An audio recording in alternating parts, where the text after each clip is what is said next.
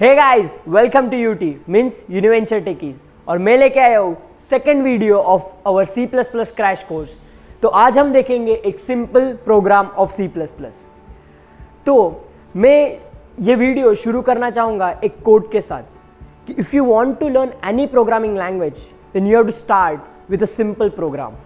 तो अगर कोई भी चीज़ आप आपके लाइफ में स्टार्ट करते हो तो आप कोई भी चीज़ एक बेसिक लेवल के साथ स्टार्ट करते हो या फिर एक कोई बेसिक चीज़ के साथ स्टार्ट करते हो।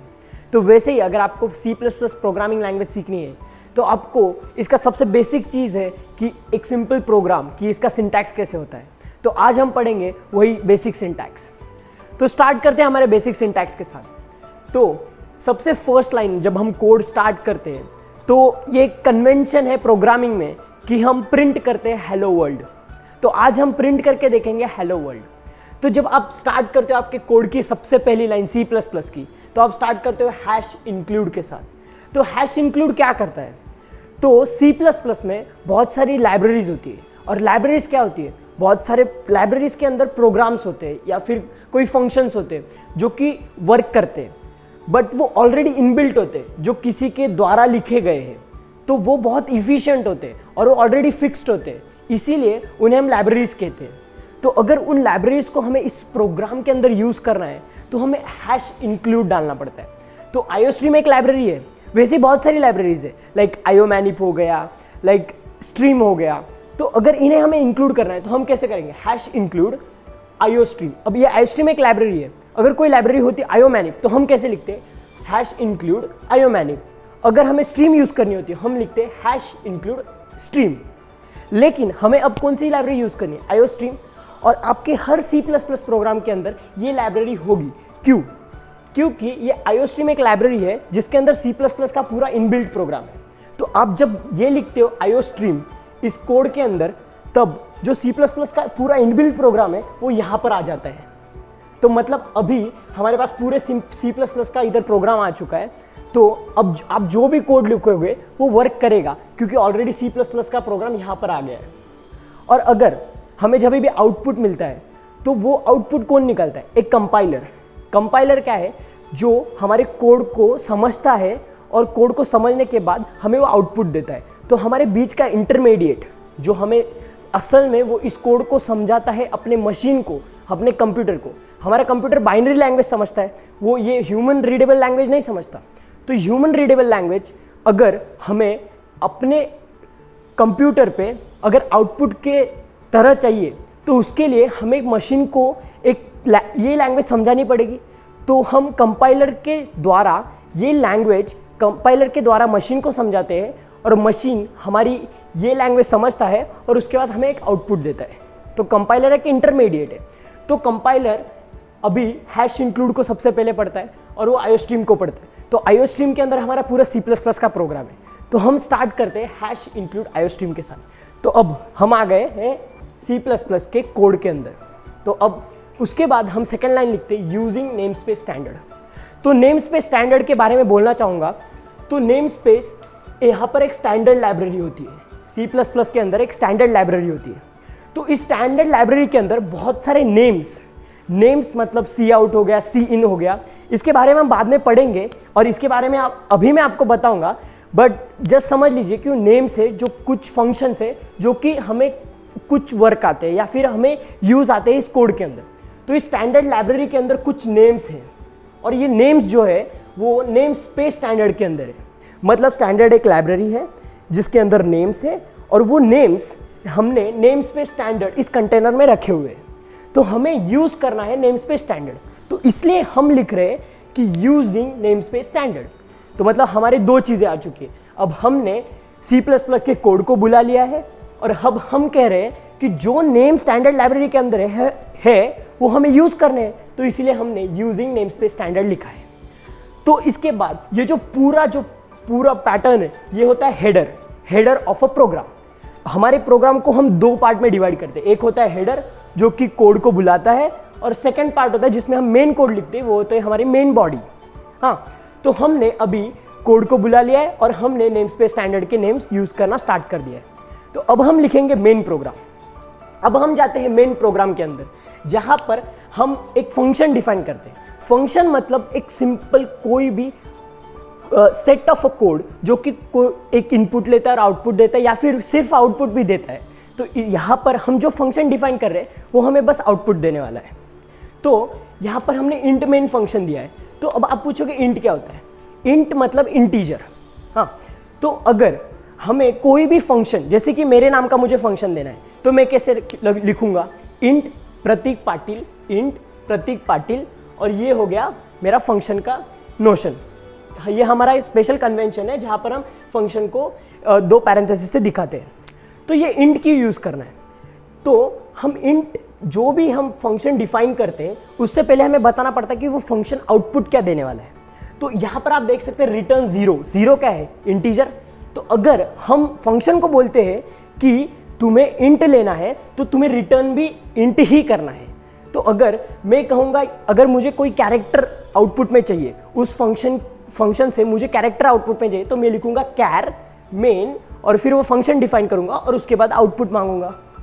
तो अगर मुझे फ्लोट चाहिए, फ्लोट मतलब डेसिमल नंबर्स, तो मैं लिखूंगा फ्लोट मेन या फंक्शन, फिर वो मुझे आउटपुट देगा। तो ऐसे ही हम फंक्शन डिफाइन करते हैं इन अ C++। तो हमने यहाँ पर स्टार्ट कर दिया है एक फंक्शन बनाना, इंट मेन। ये हमारे पूरे C++ प्रोग्राम का मेन फंक्शन होता है। तो जो भी हमें करना है, जो भी हमें आउटपुट देना है हेलो वर्ल्ड, वो हम इस फंक्शन के अंदर देंगे।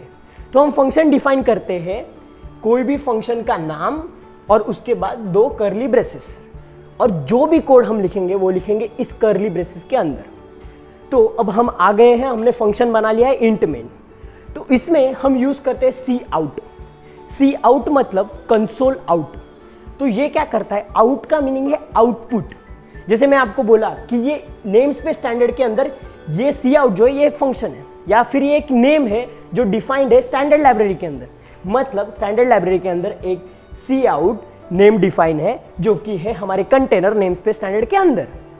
अगर मैं चाहूँ तो इस नेम स्पेस स्टैंडर्ड को हटा सकता हूँ। अगर मुझे ऐसा है कि मुझे ये यूज नहीं करना है, अगर मुझे यूज नहीं करना है, मुझे डायरेक्टली इधर लिखना है, तो मैं ऐसे लिख सकता हूँ स्टैंडर्ड, और ये हो गया स्टैंडर्ड। स्टैंडर्ड क्या होगी? लाइब्रेरी। और ये हो गया स्कोप रिजोल्यूशन ऑपरेटर।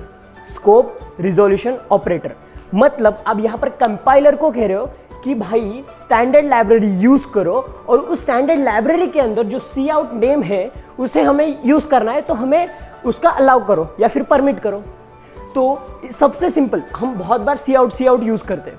तो अब आप हर बार थोड़ी स्टैंडर्ड, फिर स्कोप रिजोल्यूशन ऑपरेटर और फिर सी आउट और फिर हेलो वर्ल्ड लिखोगे या फिर कोई भी चीज़ें लिखोगे। तो सिंपल हम ये यूज़ करने की बजाय, ये स्टैंडर्ड स्कोप रिजोल्यूशन यूज़ करने की बजाय हम यूज़ करते हैं यूजिंग नेम स्पेस स्टैंडर्ड।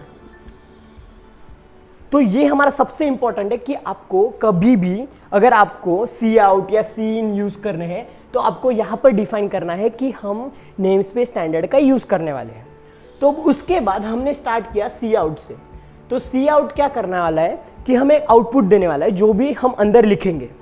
तो सी आउट, और ये होता है इंसर्शन ऑपरेटर। फिर सी आउट के बाद हमने लिखा है इंसर्शन ऑपरेटर। इंसर्शन ऑपरेटर क्या करता है? वो कोई भी स्ट्रिंग, अभी ये स्ट्रिंग हो गई, सेट ऑफ कैरेक्टर्स, एच एक कैरेक्टर, ई एक कैरेक्टर, एल एक कैरेक्टर है, तो सेट ऑफ अ कैरेक्टर को हम स्ट्रिंग कहते हैं। तो हेलो वर्ल्ड ये एक स्ट्रिंग है। तो ये स्ट्रिंग अगर हमें इंसर्ट करनी है सी आउट के अंदर, सी आउट के अंदर हम इंसर्ट करेंगे इस स्ट्रिंग को, तभी वो हमें आउटपुट देगा। तो इसीलिए हम सी आउट यूज करते हैं, और जो भी हमें कंप्यूटर के स्क्रीन के ऊपर जो आउटपुट चाहिए उसके लिए हमें बताना पड़ता है कि हाँ भाई हम सी आउट नेम का यूज कर रहे हैं और उसके बाद इंसर्ट कर रहे हैं हेलो वर्ल्ड इस नाम को। तो अगर हमें C++ को बताना है कि हमारी एक स्ट्रिंग है तो हमें ये डबल इन्वर्टेड कॉमा यूज करने होते हैं। तो ये डबल इन्वर्टेड कॉमा में हमें कोई भी स्ट्रिंग लिखनी होती है। अगर आप गलती से भी अगर ये डबल इन्वर्टेड कॉमा देते नहीं हो तो C++ कंपाइलर उस वर्ड को, या उस अगर आपने एच इधर लिख दिया तो वो आपको एरर थ्रो करेगा। तो आपको बताना है, अगर आप कोई स्ट्रिंग लिख रहे हो जो कि आपके इन नेम्स, इन स्टैंडर्ड नेम्स के रिलेटेड नहीं है, तो आपको ये लिखना पड़ेगा डबल इन्वर्टेड कॉमा में जो भी आप लिख रहे हो। जैसे कि हम यहाँ पर लिख रहे हैं हेलो वर्ल्ड और फिर एक एक्सक्लेमेशन मार्क। ये एक्सक्लेमेशन मार्क भी हमारा स्ट्रिंग में ही गिना जाएगा क्योंकि ये दो इन्वर्टेड कॉमा के बीच में है। और उसके बाद आप देते हो सेमीकोलन, लेकिन सेमीकोलन के बारे में हम बाद में बात करेंगे। और उसके बाद हम रिटर्न 0 करते हैं। तो मैंने आपको बताया, अगर आप कोई भी फंक्शन डिफाइन करते हो, अगर आपको फंक्शन डिफाइन करने के पहले यहाँ पर बताना पड़ता है कि आप कौन सी वैल्यू लेने वाले हो। अगर कैर होगा तो कैर रिटर्न करेगा, अगर फ्लोट होगा तो फ्लोट रिटर्न होगा। लेकिन हमने यहाँ पर डिफाइन किया है कि इंट मतलब इंटीजर हमें रिटर्न करना है। तो अगर इंट बताए तो यहाँ पर हम रिटर्न करते हैं 0 को, मतलब इंट की इंटीजर, कोई भी इंटीजर, तो 0 ये एक ऐसा इंटीजर है जो हमें रिटर्न हो रहा है इस फंक्शन के अंदर। और कर्ली ब्रेसेस के साथ हम ये पूरा फंक्शन बंद कर देते हैं।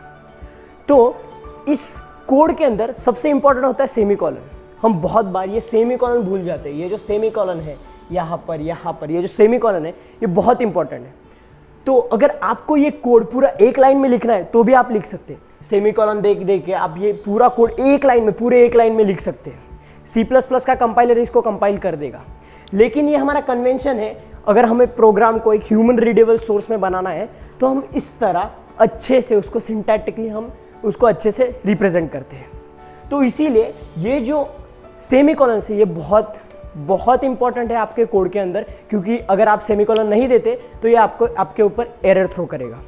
तो आप समझ चुके हैं कि एक पूरा अच्छा सिंपल C++ प्रोग्राम है जो कि हेलो वर्ल्ड स्ट्रिंग को प्रिंट कर रहा है।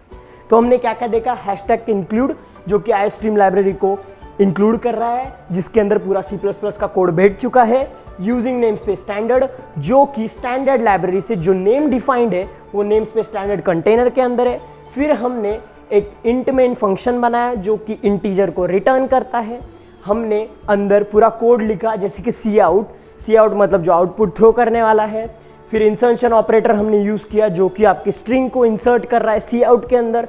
तो ये हमने स्ट्रिंग डिफाइन किया हेलो वर्ल्ड, बाद में हमने सेमीकोलन दिया और बाद में रिटर्न 0 किया, फिर से सेमीकोलन दिया और कर्ली ब्रेसेस के साथ इसको फंक्शन को बंद कर दिया।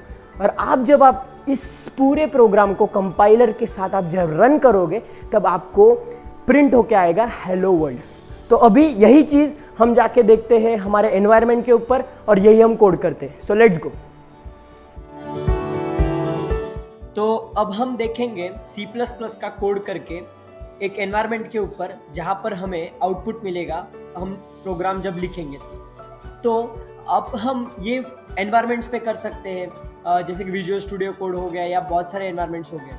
लेकिन अभी हम बहुत सारे इंटरनेट सिस्टम यूज़ करते हैं, इंटरनेट का बहुत अच्छे से यूज़ करते हैं। तो इसके लिए हम क्लाउड सर्वर पे भी हम इस कोड को रन कर सकते हैं। तो उसका सबसे बेस्ट एग्जांपल है रेप्लिट। तो हम आज कोड करेंगे उस C++ को रेप्लिट के ऊपर। तो सिंपल, आपको कोई भी ब्राउज़र पे जाना है, जैसे गूगल क्रोम हो गया, तो मैंने गूगल क्रोम खोला और इस ब्राउज़र पे हम जाएंगे और यहाँ पर बस आपको टाइप करना है रेप्लिट। और जब आप रेप्लिट टाइप करते हो तब आपको रेप्लिट का साइन इन का ऑप्शन मिलेगा। आपको बस साइन इन करना है आपके गूगल अकाउंट से या फिर जो भी आप जिससे भी फैमिलियर हो उससे आप इसका अकाउंट खोल सकते हैं। तो इसके बाद आपको ये पूरा इस तरह का डायलॉग बॉक्स दिखेगा। तो आपको इस पर क्लिक करना है क्रिएट रेपल मतलब आप एक फाइल लिखने वाले हो।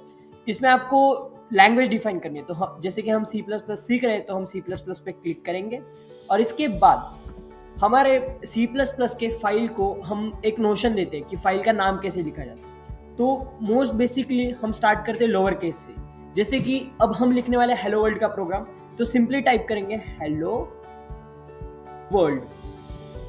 लेकिन अब हमें इस हेलो वर्ल्ड के बीच में एक स्पेस चाहिए, तो हम स्पेस नहीं देते, हम अंडरस्कोर यूज करते हैं। तो हेलो वर्ल्ड, इसके बाद अब हम C++ फाइल ओपन करने वाले हैं। ये हमें कंपाइलर को बताना होता है कि हम C++ फाइल बना रहे हैं। तो आपको इसके लिए, जैसे कि आप नोटपैड पे .txt यूज करते हो, डॉक्स के लिए .docx यूज करते हो, वैसे यहाँ पर हमें यूज करना है .cpp।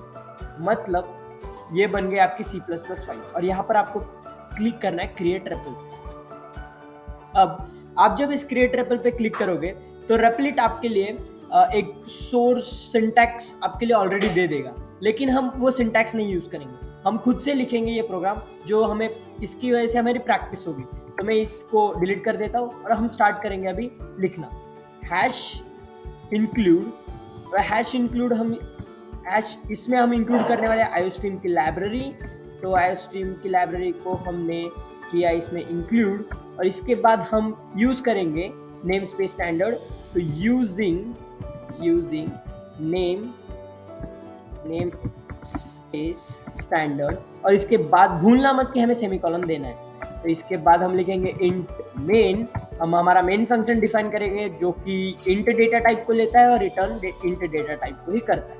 इसके बाद हम देंगे कर्ली ब्रेसेस और हम लिखेंगे सी आउट जो कि हमारे नेम स्पेस स्टैंडर्ड के अंदर ऑलरेडी डिफाइंड है।